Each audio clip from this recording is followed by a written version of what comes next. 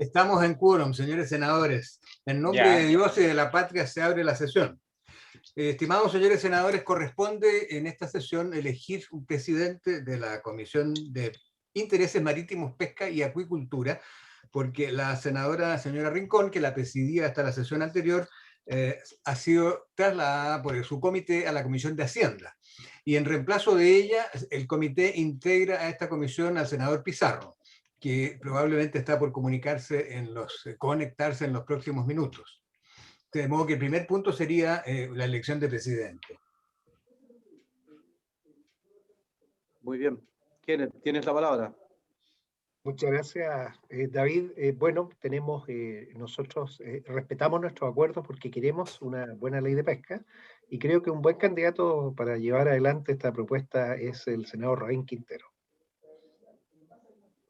Señor Sandoval.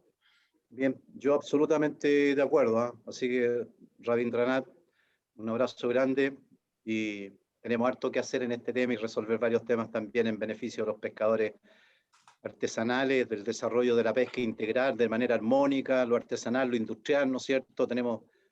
Aquí hay espacios para todo, lo que es importante, espacios que hay que hacerlos bien en el marco de todo lo que corresponda, en el mejor cumplimiento de las normas laborales, de las normas ambientales, de las vinculaciones sociales, en fin. Queremos que a todo el mundo le vaya bien, así que me alegro por eso, Rabindranath Quintero. Un abrazo también afectuoso. Muy bien, muchas gracias. Le agradezco el gesto, la verdad las cosas que, bueno, a mí también me gusta el fair play y le agradezco de verdad el gesto y espero que sigamos trabajando de común acuerdo, qué sé yo, por el bien de la pesca de nuestro país. Bien, muchas gracias. Sin más, señor secretario, ¿por qué no pasa, por favor, que ingresen la subsecretaria, los invitados, los asesores, etcétera? Tengo cuenta, presidente. Perdón, cuenta, ya, sí. Con su venia, se ha recibido, como ya adelanté, un cambio en esta comisión. El senador señor Jorge Pizarro entró a reemplazar en forma permanente a la señora Jimena Rincón desde el día 18 de marzo, en curso. Enseguida se ha recibido también un oficio del presidente de la República con que hace presente la urgencia, calificándola de suma, para el despacho del proyecto de ley que modifica la Ley General de Pesca y Acuicultura en el ámbito de los recursos bentónicos. Esta urgencia vence el 31 de marzo en curso. Luego se han recibido finalmente las indicaciones del Ejecutivo presentadas al proyecto de ley que modifica la Ley General de Pesca en el ámbito de los recursos bentónicos que se esperaban desde hace algún tiempo. La Secretaría está preparando el comparado de estas indicaciones con lo que se ha avanzado en el trámite del proyecto. Luego hay una comunicación del diputado señor Sebastián Álvarez, con que sugiere una nómina de invitados posibles a la tramitación del proyecto sobre pesca recreativa.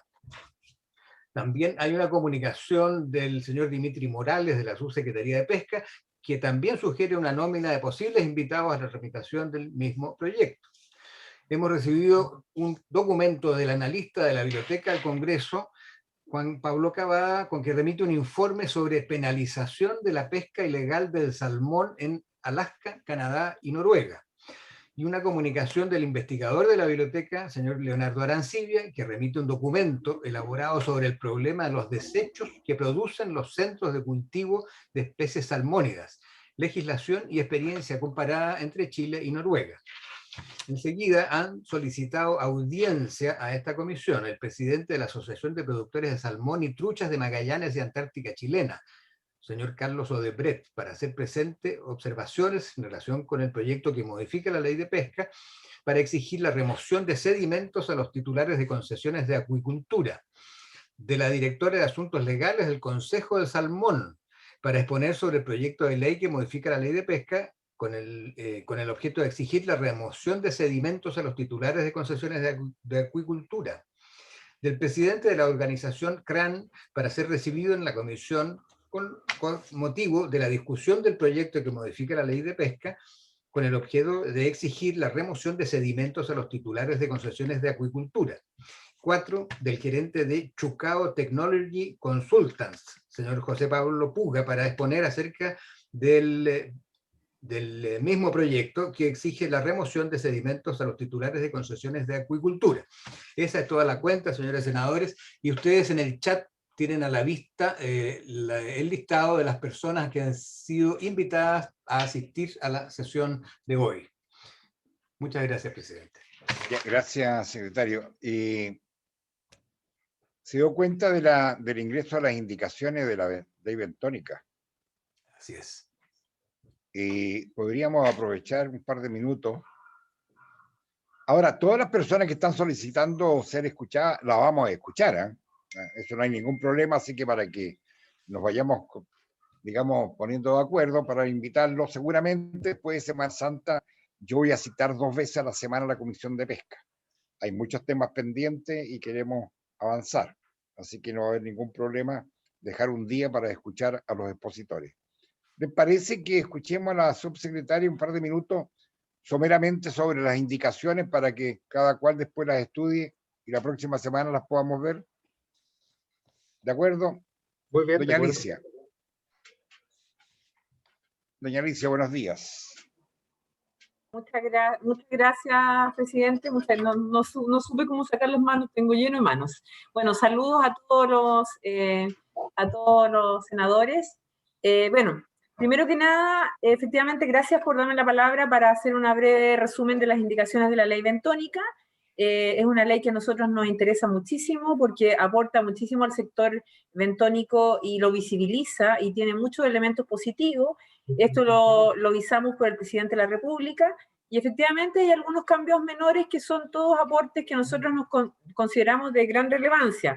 El primero de ellos se relaciona más que nada a una indicación que hacía referencia a eliminar la consulta posterior al Comité de Manejo del Consejo Nacional de Pesca. Nosotros consideramos que siempre es bueno considerar más consultas, independiente de que el Comité de Manejo en la ley bentónica adquiere una relevancia extraordinaria y que nosotros también aplaudimos porque es el espíritu de la gobernanza pesquera en Chile. Entonces ahí se incorpora no eliminar la consulta al Consejo Nacional de Pesca. Respecto a los arrecifes, cosa que también fue muy interesante y muy relevante para esta ley, hay solo precisiones de la autorización del arrecife relacionado con el rol que tiene la Subsecretaría de las Fuerzas Armadas. Respecto a los peces de roca, que era el tema más relevante en nuestra discusión con los pescadores, también lo considero muy importante porque adelantamos la normativa que reconoce el acceso a los peces de roca.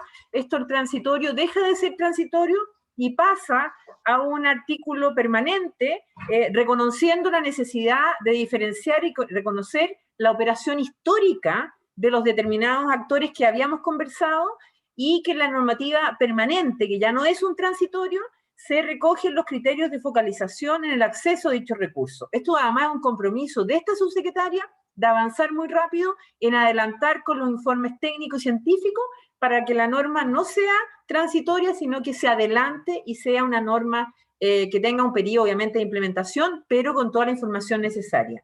Y finalmente, nosotros consideramos que la indicación relacionada con que el INDESPA gestionara los seguros de vida con las agencias de seguros, nosotros consideramos que es mejor abordarlo en forma más integral a través de la moción sobre medidas de seguridad en el sector pesquero artesanal que presentó el senador Quinteros, porque es otra área, no se relaciona directamente con los bentónicos, es mucho más integral. Esas son las principales indicaciones, a nuestro juicio son mejores al proyecto y estamos muy contentos de poder avanzar en ello. Presidente, si usted me da 2 segundos, yo quisiera además presentar una preocupación de la Subsecretaría de Pesca respecto al proyecto remanente de cuota. Recuerde que es un proyecto que es muy esperado por los pescadores, que nosotros lo trabajamos muy bien con ustedes en el Senado y que consideramos la sustentabilidad, por eso pusimos que no podía sobrepasar el 30% de la cuota global y capturarse en los 30 primeros días. Con mucha sorpresa hemos visto que efectivamente hay un error en la redacción y aparece el 30% del remanente de captura, cosa que nunca nosotros propusimos y no fue el proyecto que ustedes aprobaron en el Senado. Por lo tanto, respetuosamente, si es posible, pedirle a la presidenta de la Comisión Mixta que pueda llamar y poder remediar ese error y también la urgencia de este proyecto para los pescadores artesanales. Muchas gracias. Gracias a usted, subsecretaria. Sí, efectivamente lo vimos al iniciar esta sesión, el problema que se había suscitado. sabemos la importancia que tiene para todos los pescadores en general, así que estamos solicitando a la Secretaría de la Sala que se remita nuevamente el proyecto, se devuelve el proyecto a la comisión mixta para subsanar ese error que hemos cometido, vamos a incluirnos todos, que hemos cometido, porque tal como usted lo dice, se aprobó en la Comisión de Pesca del Senado, que era el 30% de la cuota antes de ir el proyecto a la Cámara de Diputados. Y de la Cámara de Diputados no hubo ninguna, llegó tal cual, o sea, no. Así que cometimos el error, pero lo vamos a subsanar al brevísimo tiempo, ¿ya? Muy bien. David, está silenciado. Sí, no solamente aprovechar la coyuntura, presidente, junto con saludar a la subsecretaria, a los invitados que tenemos también acá presentes para el día de hoy, solamente aprovechar la coyuntura y decirle a la subsecretaria, nos reunimos el fin de semana recién pasado con los armadores de mi región y están muy interesados, ¿verdad?, en que tal cual como habíamos conversado, que las reuniones para el tema del reglamento de la habitabilidad de naves, podamos partir levantando la información desde la región de Aysén, ¿ya? Así que nos dice usted nomás y preparamos ese tema para que empecemos a trabajar. Hay harto interés, particularmente de que los armadores queden contenidos los temas locales en materia de ese reglamento de habitabilidad de naves. Gracias, presidente. Muy bien. Quedamos atentos, centralice. Gracias. Okay. Bien, entonces ya, habiendo escuchado las explicaciones de las indicaciones, tenemos un par de días, una semana para estudiarla y votar la próxima sesión. Tenemos sesión a las 12, una sesión especial, estamos citados, así que nos quedan 40 minutos. ¿Cuántos expositores son, señor secretario? 3, señor presidente, que Ya, están entonces los nombres en el chat de esta sesión. Ya, ok. Le damos entonces 10 minutos a cada uno para que hayan 10 minutos por si hay algunas consultas. ¿Con quién iniciamos? Si le parece, tal como está hecho en el listado de invitados, don Alex Brown de BioLift. Ok. Don Alex tiene la palabra.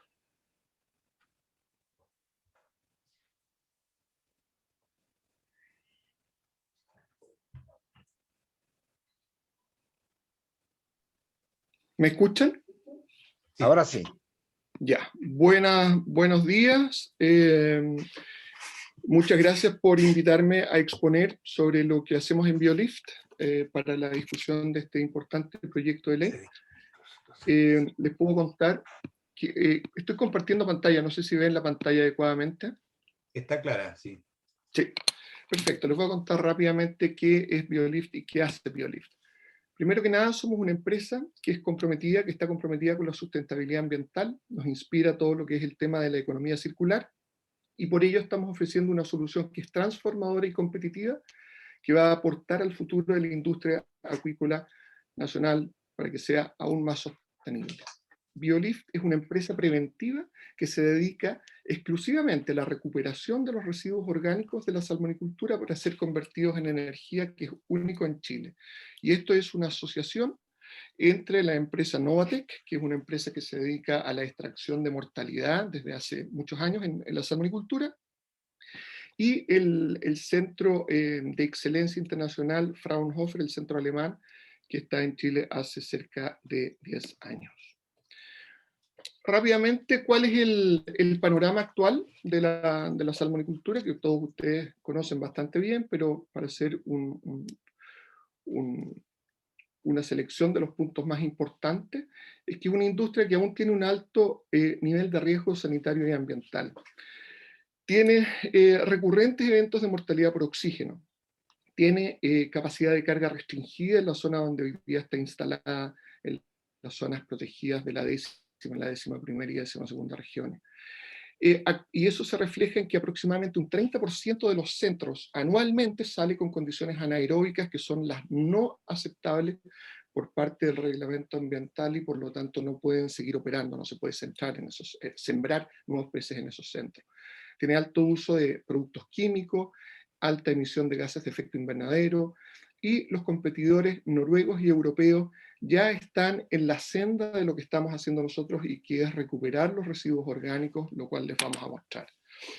Y todo esto se refleja en que los precios que se pagan por los productos chilenos son bastante inferiores que los de la competencia noruega, escocesa, canadiense. Para que tengamos una idea de cuántos residuos orgánicos se generan, ¿cierto? Tenemos que básicamente la mayor acumulación de estos residuos ocurre bajo los centros de cultivo, directamente en la proyección de las balsas jaula. Un centro promedio produce de 4 o 5 mil toneladas de peces, para lo cual se requieren cerca de 4.800 a 6.000 toneladas de alimento. Y de esta, aproximadamente el 20-25%, ¿cierto?, se transforma en una depositación de productos de residuos orgánicos sedimentables bajo las estructuras de cultivo, lo cual viene a ser cerca de 1.200 a 1.500 toneladas de residuos por centro. Y si calculamos que en Chile tenemos entre 8 y 10.000 jaulas en producción, con una producción de 800.000 toneladas, el año pasado fue incluso superior, el año 2020 no tengo la última estadística, pero hasta noviembre eran 913.000 toneladas, se requiere más de 1 millón de toneladas de alimento y por lo tanto al menos 200.000 toneladas están sedimentando bajo los centros de cultivo en estas 3 regiones. ¿Cuáles son las soluciones actuales a ello? Inyección de microburbujas de aire, agitación del suelo o del sedimento con hélice, cubrir con tierra, con sedimento, tal como se encontró en Magallanes hace un tiempo, echar incluso soda cáustica, lo que es un crimen, ¿cierto? Y tenemos que las medidas actuales son todas reactivas y remediadoras. Los residuos se mantienen en el medio ambiente, los pueden transformar con mayor oxigenación en fertilizantes, de componer la materia orgánica, pero la verdad es que todos los residuos orgánicos están quedando hoy día y con las medidas actuales en el medio. Con lo cual existe un alto riesgo de tener estas condiciones anaeróbicas, impacto sobre la calidad del agua y mayor riesgo de enfermedades. Eso es lo que ocurre. ¿Qué es lo que ofrecemos nosotros? Nosotros ofrecemos una solución preventiva, que es instalar conos recolectores de fecas y de alimento no ingerido que acoplamos a los sistemas de extracción de mortalidad, o que también pueden operar de manera independiente, principalmente cuando no hay redes loberas en lagos y en esa zona. Con eso reducimos la tasa de sedimentación de la materia orgánica sobre el sedimento marino, no es que la eliminemos del todo, pero se reduce sustancialmente, y con lo cual se genera un menor riesgo de generar condiciones anaeróbicas en los fondos marinos, otorgando mayor sustentabilidad a la operación del cultivo. Y también, dado que podemos aplicar esto exclusivamente, por ejemplo, para las aplicaciones de antibióticos, podemos retener todos los antibióticos que no son asimilados por los peces. Gran parte de los antibióticos en una aplicación pasa a través de la feca o del alimento que nos ingiere, ¿cierto? Con lo cual podemos resistir la resistencia que se genera en esos ambientes bentónicos en el fondo marino hacia los distintos antibióticos, que es un problema que ya ha sido descrito profusamente en Chile. ¿Y qué hacemos con estos residuos? Una vez que los sacamos a superficie, los capturamos, los filtramos y los llevamos a una planta de biogás para transformación, ¿cierto? Una planta que va a generar energía eléctrica y que va a generar además energía calórica para calefacción. Y lo que queda que se llama digestato del producto de la digestión anaeróbica se puede ocupar para abono de cultivo, por ejemplo, para producir ingredientes del alimento que vuelven a entrar a la cadena. O sea, la idea y nuestro servicio consiste en retirar esos residuos y transformarlos para darles valor. Así es como operamos, instalamos estos sistemas, está todo en línea, todo centralizado a una plataforma de tratamiento, descargamos el agua residual, ¿cierto? Cumpliendo con las normas vigentes. Estamos precisamente en esa discusión con la Subsecretaría de Pesca y Dirimar en este momento de cuál es esa norma, y se traslada a tierra el residuo. Importante señalar que esta es una solución que es compatible no para todos los centros, ¿cierto? Esto sería impensable pensar que todos los centros de acuicultura debieran tener esto, pero sí debiera ser algo enfocado a centros específicamente en lagos, o centros de baja corriente, centros que hayan tenido condiciones anaeróbicas, que en su mayoría son centros categoría 3 y categoría 7, aunque hay algunos de lagos que son muy profundos y no ven qué está pasando en el fondo. Esto, como les explicaba anteriormente, es algo que ya se está ocupando en Noruega. Aquí hay un centro, una foto de un centro en Noruega, donde tenemos que todo esto es limpio a la vista, ¿no? Aquí viene llegando la mortalidad, los peces muertos, los lodos, hasta un pontón, y también la existencia de estos pontones trivalentes, donde por una parte se acumulan los lodos, la mortalidad que se acumula en esta parte, y los lodos tratados. O sea, esto es una realidad hoy día en Noruega y en Escocia, y es una realidad que en algún momento se nos va a hacer exigible también por los mercados. Tenemos sistemas de deshidratación para cerca de 70 toneladas diarias, y ese tipo de tecnologías que permite hacer una extracción de los lodos y, refiriéndome a ellos, alimentos no ingeridos y fecas de manera segura, de manera limpia, y de manera de que se puede utilizar esto. Entonces, al tener energía eléctrica y calórica, además se genera el beneficio de que el día de mañana puede sustituir, aunque sea en parte, el consumo de leña en las regiones australes, que es una de las principales causas de la mala calidad del aire invernal en ciudades como Coyhaique, Osorno, Puerto Vara. Eso es lo que quería contarles, y agradezco la oportunidad para haberlo presentado. Muy bien, don Alex. Muchas gracias, señor Brown. Las preguntas las vamos a dejar, como dijimos, para el final, para darle los 10 minutos a cada expositor. Doy la bienvenida a los colegas que se han integrado, Jorge Pizarro, y no veo todavía a la colega. Bien, sigamos, señor secretario. Señor presidente, en este listado figura también don Arturo Clement, presidente de Salmón Chile. Ya, muy bien, don Arturo Clement. Don Arturo tiene la palabra.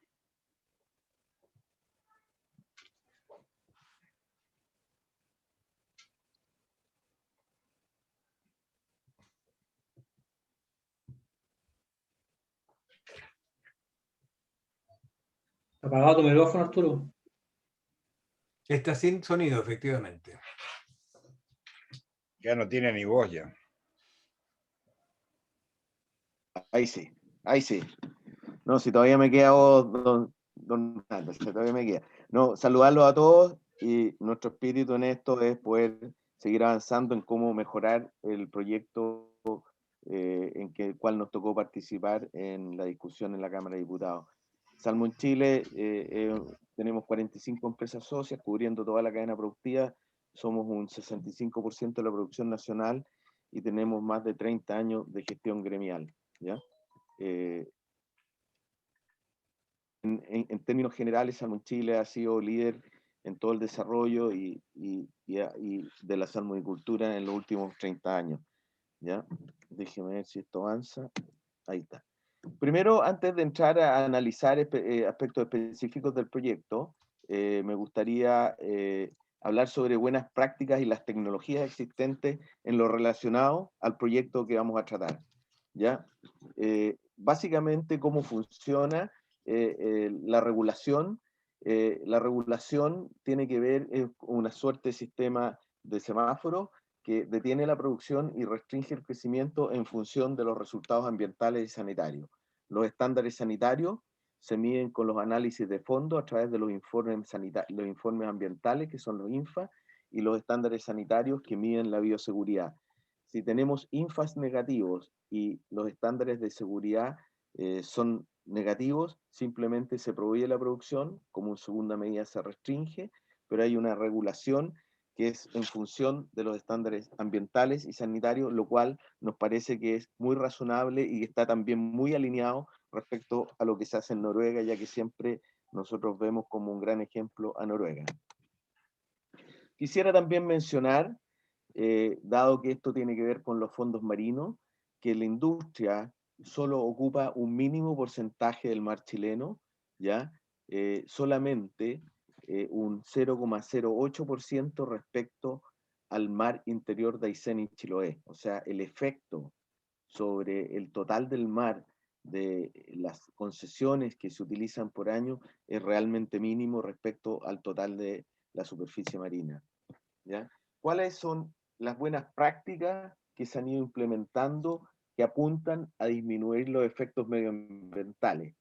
Primero, en temas de gestión, ya hay una trazabilidad de materiales y estructuras, cosa que la industria ha adoptado en forma voluntaria, pero que viene dentro del reglamento de ley de fondeos y estructuras, ¿ya? De tal forma que siempre se va a poder identificar cualquier material que esté en el fondo o en otro lugar, quién es el dueño, lo cual le da una responsabilidad, cosa que hoy día no ocurre.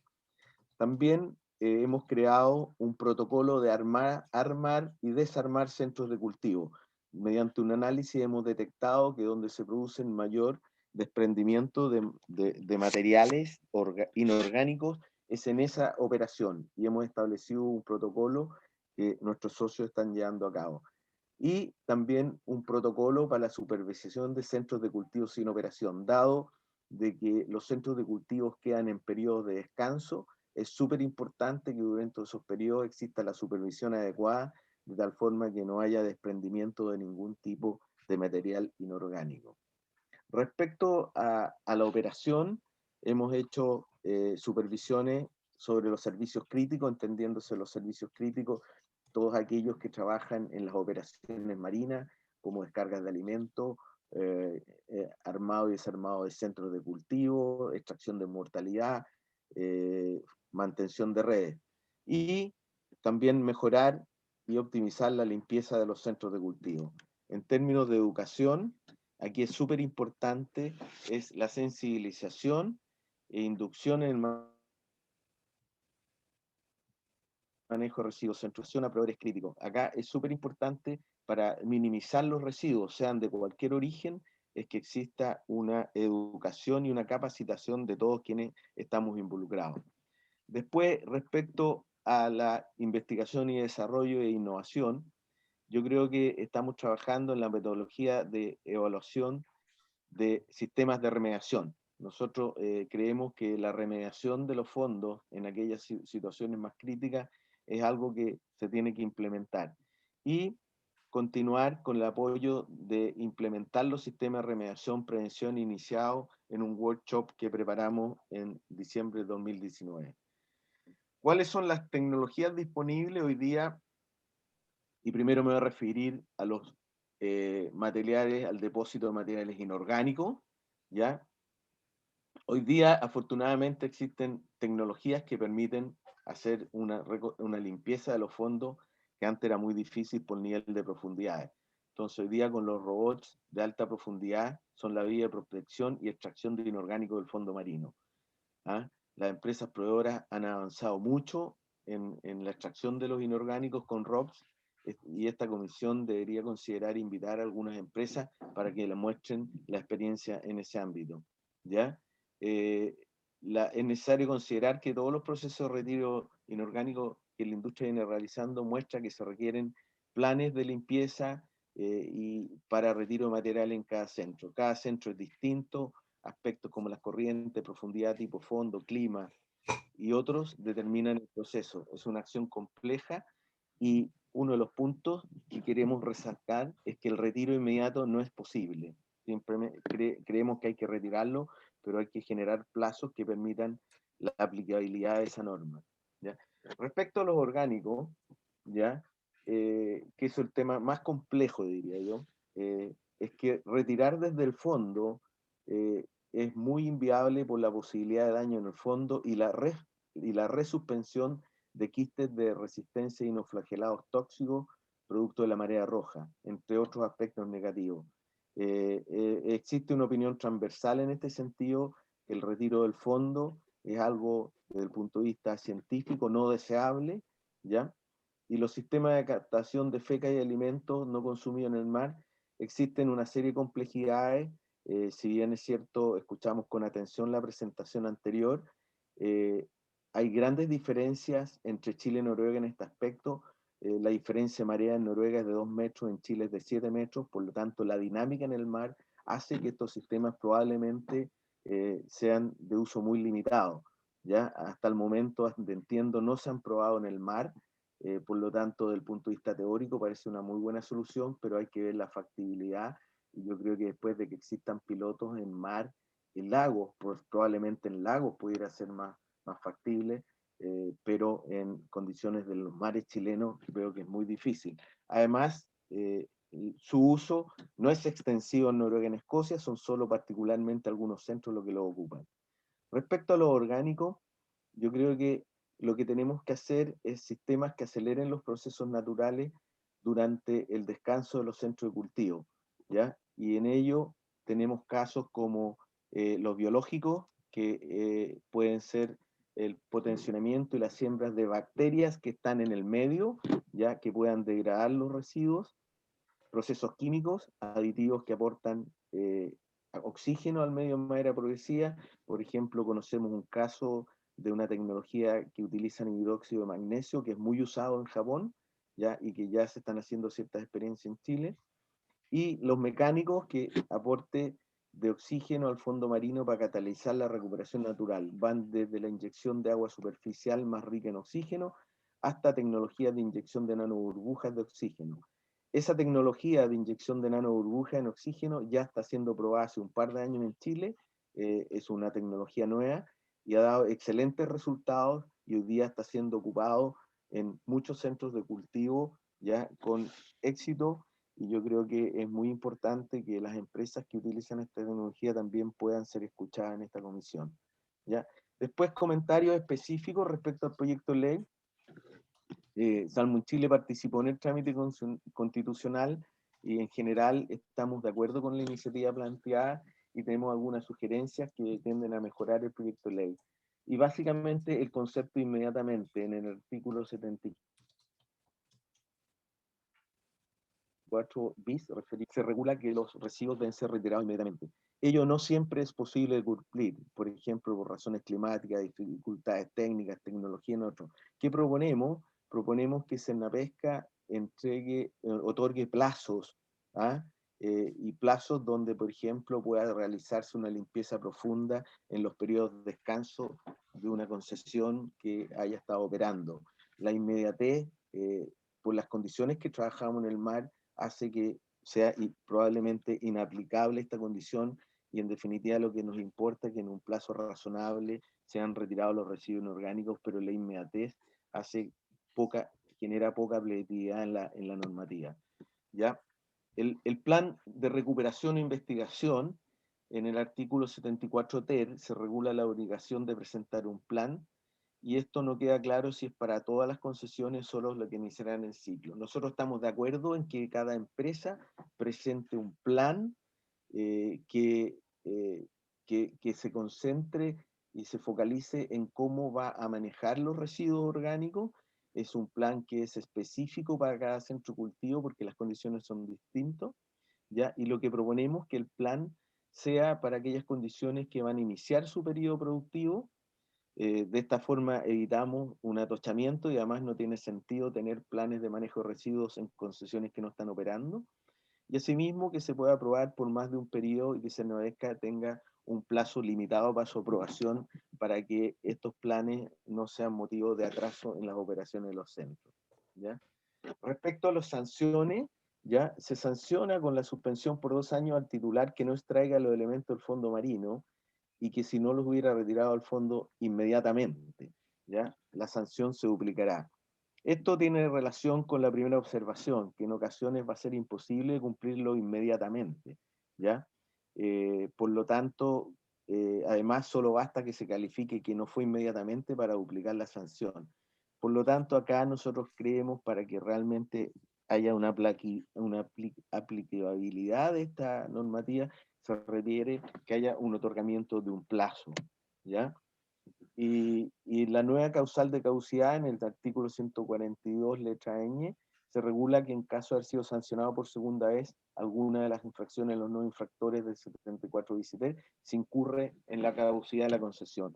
Alineado con las mismas observaciones anteriores, proponemos que en esta nueva causal de caducidad se mantenga la estructura del artículo 142 de regular un plazo en el cual se debe cumplir la reincidencia. De esta forma se otorga una mayor certeza jurídica sobre el regulado. Esas son nuestras mayores observaciones. En general, hemos participado en la discusión del proyecto, creemos que es mejorable, esas son nuestras principales observaciones. Creemos que el tema de los fondos marinos es una de las principales preocupaciones de la industria y tenemos que trabajar en conjunto para que la norma, en definitiva, minimice el impacto medioambiental de la salmonicultura. Muchas gracias, señor presidente, por el tiempo otorgado.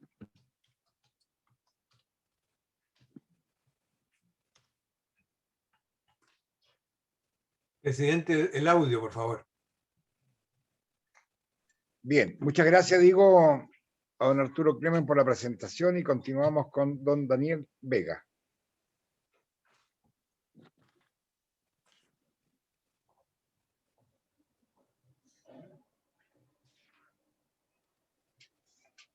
¿Me escuchan? Ahora sí. Ya, buenos días, muchas gracias por la invitación. Voy a tratar de compartir pantalla aquí para poder poner la presentación.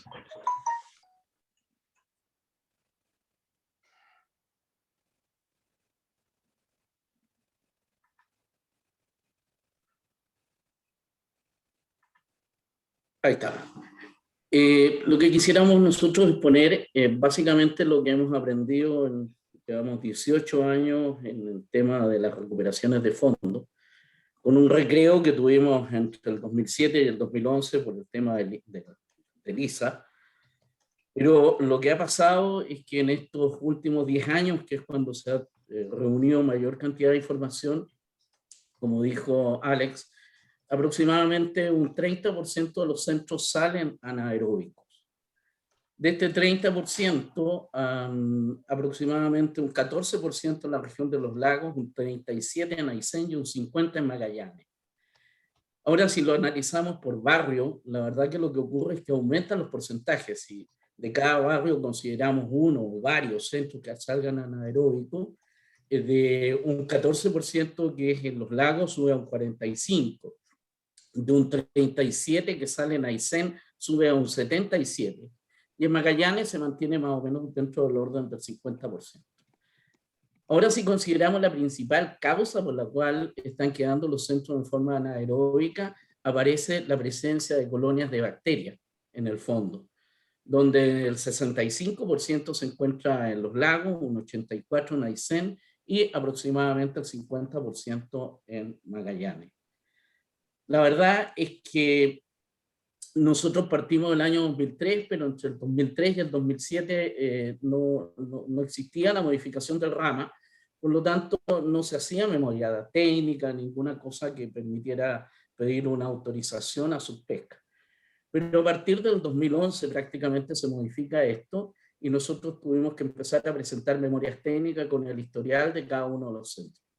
En resumen, nosotros hasta la fecha hemos hecho 16 aplicaciones y la mayoría, como dijo Alex ahí bien, fueron en un principio categoría 3, o sea, fondos blandos menores a 60 metros. De eso hicimos 14 aplicaciones, 13 con éxito y una en Magallanes que pudimos llegar parcialmente al resultado para poder superarla ahí. Y actualmente, desde el año pasado, estamos trabajando en 2 centros categoría 4. Como algunas láminas han aparecido, nuestro sistema es tomar agua superficial rica en oxígeno naturalmente, junto con una cantidad de plancton muy importante, y bajarla hasta el sedimento. Nosotros podemos llegar sin problema a los 60, incluso 100 metros de profundidad. Y con esto podemos también colonizar parte de la materia orgánica con macrofauna bentónica, que son las que en definitiva van generando en forma natural la degradación de la materia orgánica. Aquí están los equipos como se ven en superficie, y aquí son de este año, digamos, donde hemos podido tomar videos ya a 60 metros de profundidad. Esta foto de abajo corresponde a 62 metros de profundidad.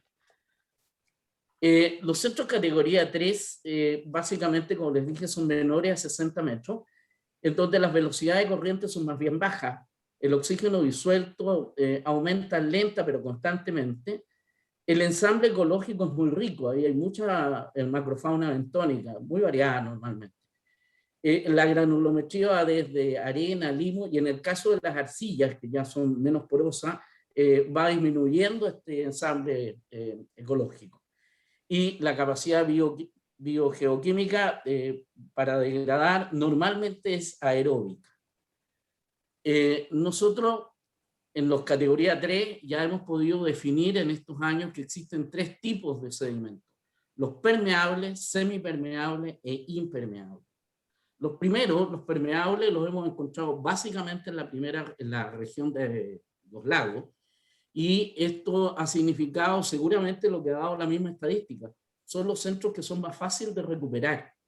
Estos centros tienen una capacidad de recuperación, incluso en algunos casos en forma natural. O sea, los dejan descansar un tiempo y se recuperan fácilmente.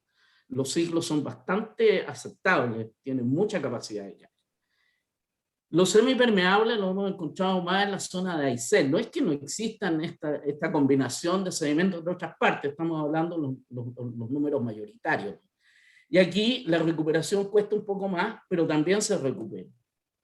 Y finalmente, nosotros a partir del 2018 empezamos a trabajar en Magallanes y empezamos a pillar este tipo de sedimentos que los denominamos finalmente como impermeables, que en términos físicos se llaman no newtonianos, tienen una característica muy especial. Y lo concreto es que la impermeabilidad hace que estos centros que tienen este tipo de sedimentos sean súper lábiles, rápidamente se impactan, y eso también se refleja en la estadística. Como les dije, a partir del 2018 nosotros estamos trabajando en los centros categoría 4, que son los que tienen profundidades menores a 60 metros, pero que su fondo es duro. Y en este caso, la velocidad de corriente es mucho más fuerte, el ensamble ecológico totalmente distinto. Ahí estamos hablando de erizos, estrellas de mar, en fin. El oxígeno disuelto aquí aumenta rápidamente, es bastante lábil ahí. La composición granulométrica es muy variada, prácticamente grava, granos gruesos, piedra, incluso roca. O sea, es muy fuerte, su granulometría es muy dispar. Pero lo más preocupante es que rápidamente queda colonizado por estas bacterias que los biólogos denominan vegetoas.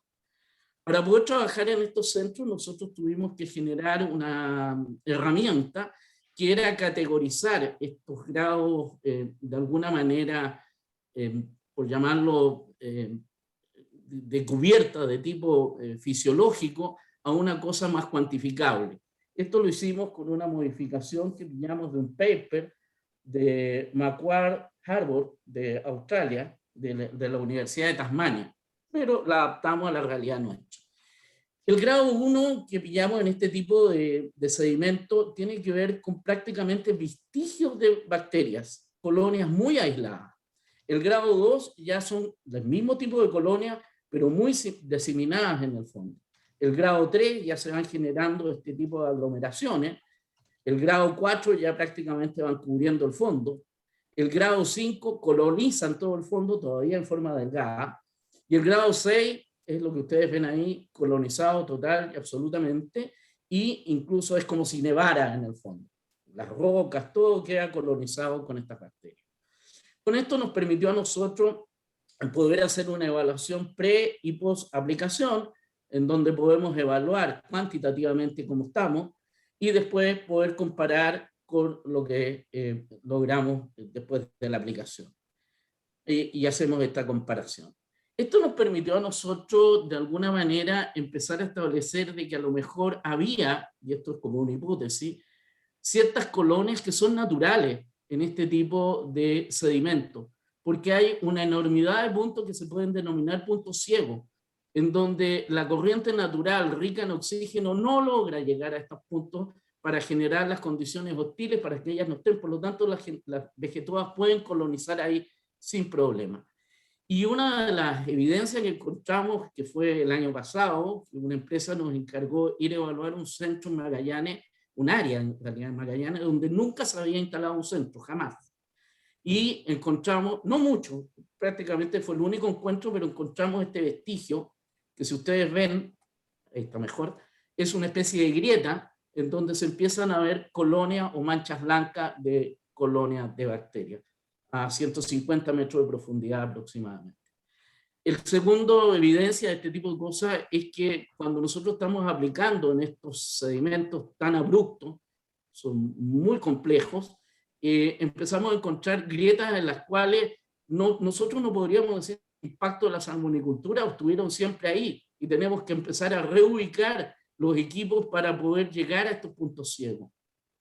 Y la otra evidencia que hemos puesto es que cuando, esta fue una prueba que hicimos, cuando nosotros hicimos un transecto de prueba de 10 minutos nomás, no fue muy larga la filmación, pudimos contar en ese transecto, por ejemplo, 19 colonias aisladas, y durante la aplicación bajaron a 9, y 2 horas después volvimos a filmar y otra vez habían 18. O sea, tienen una capacidad de resiliencia fuerte. Nosotros en estos puntos tenemos que aplicar sobre 2 horas a veces para que no nos queden registros. Y lo último que hicimos fue tratar de determinar dónde se pueden encontrar estas bacterias, si realmente están debajo del sedimento o solo en estos pliegues ciegos. Y para eso hicimos una experiencia en donde tomamos un sedimento del tipo no newtoniano, muy fino, donde la oxigenación es muy mala, y empezamos a aplicar nuestra técnica hasta dejar prácticamente sin sedimento abajo, y descubrimos que no había presencia de sedimento. O sea, en los pliegues pareciera ser donde está la mayor cantidad de bacterias anaeróbicas. En los centros categoría 5, que son mayores a 60 metros, independiente si es duro o blando, todavía no nos ha tocado aplicar, así que aquí probablemente no tengamos que decir mucho. O sea, en resumen, lo que podemos decir nosotros es que existe la técnica y la experiencia para poder recuperar los centros, ya sea con la técnica nuestra o, como decía Arturo, con las nanoburbujas que se están aplicando ahora, que es posible que para algunos centros se puedan aplicar. También la mayoría de los centros son recuperables en un tiempo de tiempo y de costo, pero son recuperables. Otra posibilidad que se debe considerar es que a lo mejor hay que hacer ciertos ajustes a partir de esta hipótesis con respecto a la normativa del RAMA, básicamente con el tema de las bacterias. Y tal vez, si es que ya se empiezan a establecer estos planes, hay que hacer una especie de incorporación de la técnica o de las técnicas de recuperación o de prevención, como lo que puso Alex, en el RCA. Eso es lo que queríamos nosotros exponer, señor presidente. Muchas gracias. Muy bien, muchas gracias, don Daniel Vega. Ofrezco la palabra a los colegas si alguna Sí, presidente. duda. ¿Sí? Pido la palabra. ¿Tienen? Muchas gracias, presidente. Bueno, agradecer la información técnica, necesitamos data, yo creo que se ha presentado bastante. Sí pedir, señor presidente, lo que Salmon Chile nos pide, que es convocar también a las personas, los ROC, o sea, conocer todas las diferentes experiencias para manejos, tanto en la remediación como en las técnicas. Después también ver el tema que yo creo que es el que nos tiene que convocar, respecto al texto mismo de aquellas observaciones que tenemos que hacernos cargo. Las cosas inmediatas no existen en ningún lado. Yo creo que aquí tenemos un punto que vamos a tener que debatir y discutir, y eso obviamente orientar a la subsecretaría para llegar a reacciones que podamos de alguna manera consensuar. Me gustó mucho, y aquí quiero felicitar a los emprendedores y los innovadores. Estuve viendo las direcciones, sé que están en Puerto Varas, Daniel, sé que tienen experiencias en todas las regiones de Chile, y esto habla muy bien. Queremos cambiar, que a los gobiernos regionales les sea importante invertir en investigación aplicada, tener líneas para poder sacar prototipos y así también poder tener patentes.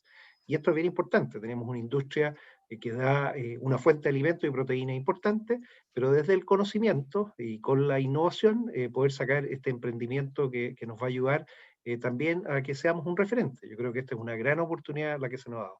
Pero en concreto, señor presidente, pedir que ojalá podamos aumentar el grupo de expositores y después concentrarnos en el texto de lo que tenemos que debatir. Muchas gracias, he dicho. Muchas gracias, senador. Ofrezco la palabra, senador David Sandoval. Sí, muchas gracias, presidente. Voy a tratar de ser súper preciso porque entiendo que tenemos muy pocos minutos y probablemente esta conversación no la vamos a terminar acá.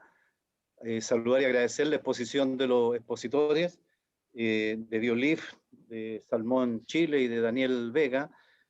Sin duda, creo que este es un tema que nosotros tenemos que empezar a ponernos a tono desde el punto de vista de la exigencia que se obligan en esta materia. Chile ya está en el top, ¿no es cierto?, en materia de producción y de enlace de mercado en el mundo, y por lo tanto no podemos darnos el lujo, ¿verdad?, primero de arriesgar una actividad económica que además es significativa para el país, después del cobre, la segunda fuente principal de ingresos, de actividades, de economía, de generación de empleo, de actividades, y casos como lo que ustedes mismos han demostrado es más que evidente. Por lo tanto, aquí ya no hay oportunidad, ¿verdad?, para hacer las cosas a media máquina o hacerlas cuando no corresponda, o dilatar cosas que realmente ya a lo mejor deberían de estarse haciendo. Por eso hemos estado revisando el parámetro con el cual el mismo Arturo Clemen plantea la experiencia noruega como uno de los principales productores con más escuela que nosotros, y efectivamente tienen ya legislaciones bien avanzadas en este sentido, y siguen en esa línea estableciendo regulaciones. Por eso a mí después me gustaría quizás más adelante, presidente, que se nos